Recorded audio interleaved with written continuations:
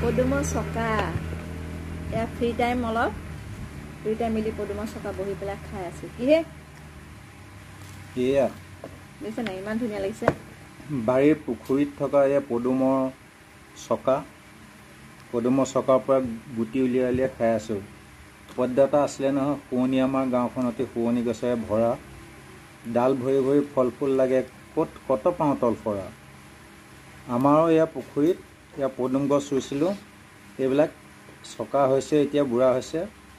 এয়া এতিয়া কাম বন কৰি আজৰি সময়ত এয়া